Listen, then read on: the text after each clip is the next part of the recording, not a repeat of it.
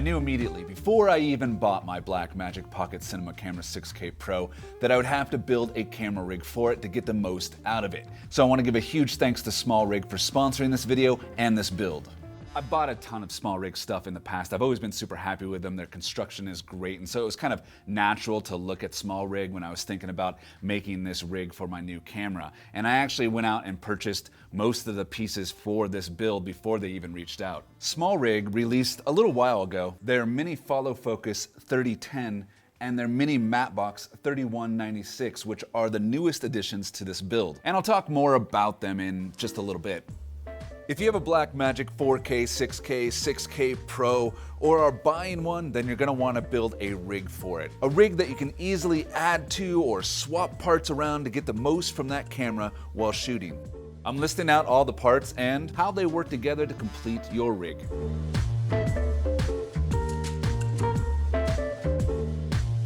When it comes to my camera, I can run into some huge problems. Mainly 4 big ones, actually. Battery power, focusing, seeing what I'm filming, and sometimes light hitting my lens or my need for filters. This build starts with the Blackmagic Pocket Cinema Camera 6K Pro's camera cage from SmallRig.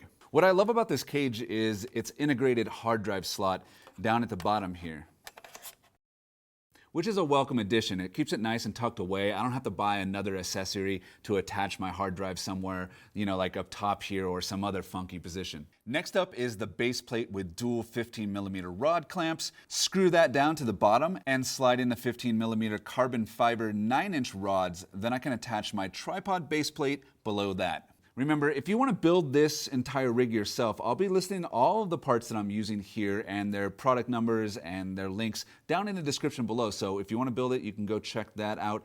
But with that being said, with these 9-inch 15mm rods, I think I might have gone with something a little bit longer. Now, I did want it to be compact, but I would like to have a little bit more room in the front and in the back here. So if you are going to build this rig yourself, just keep that in mind and maybe hunt around for, I think they make some 15-inch long ones, but go check those out. On the back of the V-mount battery plate, I've attached a D-tap splitter, which allows me to split my power from my battery to my camera and my monitor with a couple of extra ports here for some other powered accessories. I'll slide on the V-mount battery plate to the back, which can swivel up and down depending on where I want my battery located. So I went with this massive 154 watt-hour V-mount battery. Even with the upgraded battery of the 6K Pro, it's just never enough. Plus, if this V-mount battery is connected to the camera, I can charge both at the same time. And with this battery, I can shoot with my camera and my monitor attached to it all day. Soon, SmallRig will release a new plate that has D-tap ports, but for now and for me, I kind of like this setup where it keeps the wires located and out of the way. On the side here, I'm going to place my HDMI and USB-C cable clamps to thread my cables through and keep them locked down to prevent them from being pulled accidentally. And on the other side, I'm placing this NATO 48mm rail. If you want to get a bunch of stuff all at once, these nice wooden handles, one for the top and one for the side, actually come together as a set along with the cage as part of SmallRig's 6K Pro kit. Placing the handle on the side, and then I'll slide in the top handle with another 48mm NATO rail. What I love about these little NATO rails that the handle's attached to is that I could easily just slide off the handle and the monitor and whatever's attached to it all at once if I need to. In the front portion of the top handle, I'll be placing their swivel and tilt monitor mount, which offers some pretty nice articulation for the monitor. Speaking about the monitor, I use the 7-inch Blackmagic Video Assist, and I have to say, I love this thing. I also have SmallRig's monitor cage and shade that's made for this specific monitor. The last 3 parts to complete my rig are the 15mm rod mount lens support and the 2 new additions, SmallRig's Mini Follow Focus right here and their Mini Mattebox, which are both really cool, but I'll get to these in just a second. First, let's finish out this build real quick. This lens support is nice because you can add or remove it without having to remove any other rod-mounted accessories.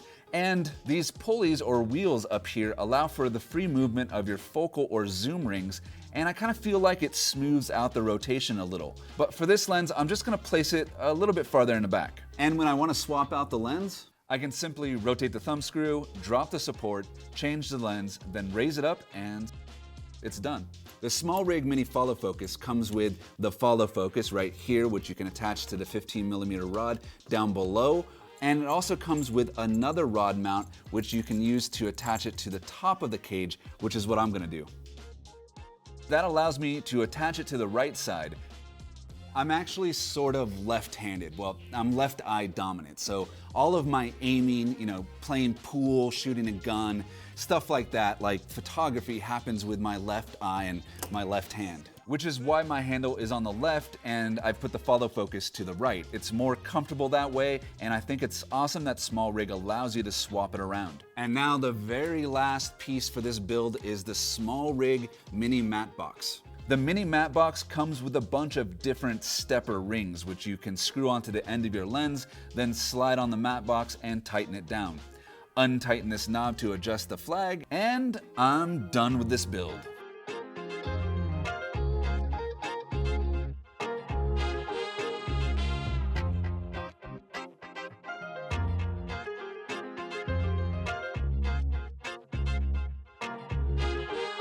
Start it up.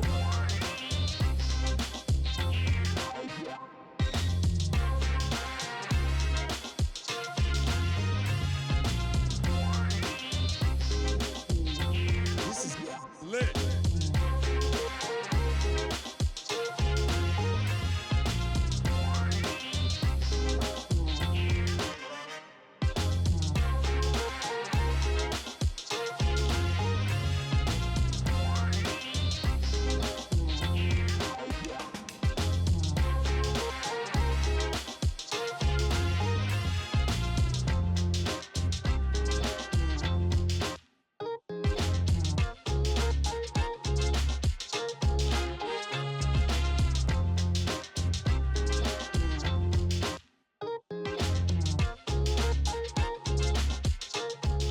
There's two main reasons why I love having SmallRig's Mini Follow Focus. Reaching around this cage with all these wires and just stuff all over the camera and not being able to physically see the lens anymore makes this Mini Follow Focus just super helpful for the simple fact that it's out there, it's away from the body, and it's relatively in the same position no matter what lens I'm using. And I don't have to waste time while I'm trying to get that shot hunting around for my focal ring.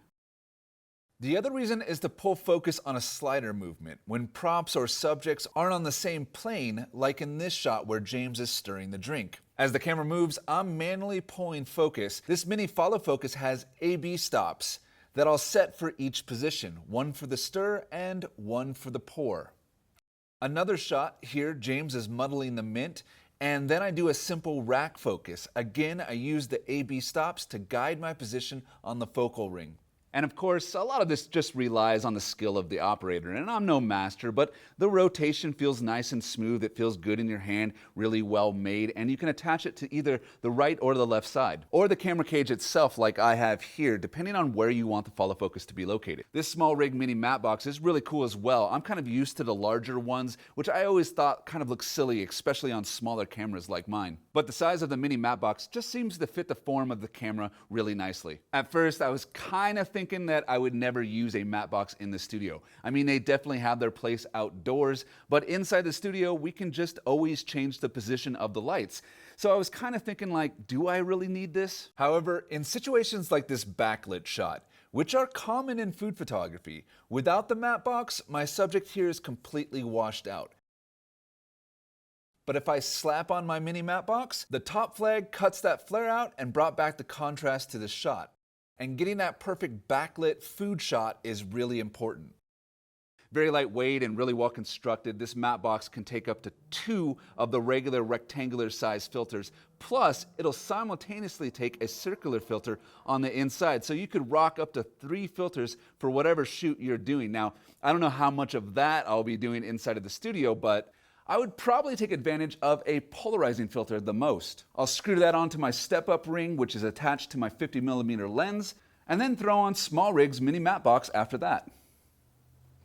I just want to give a huge thanks to SmallRig for helping me complete this build. Like I said before, I'll be listing out all of these parts down in the description below with their links if you want to build this exact same rig or, just something like it. But be sure to check out SmallRig's mini follow focus and their new mini matte box. These are two really just welcome additions to this build. But that is it for this video. Please give it a thumbs up, turn on notifications, subscribe, drop some comments down below and say hi, and I'll see you in the next one.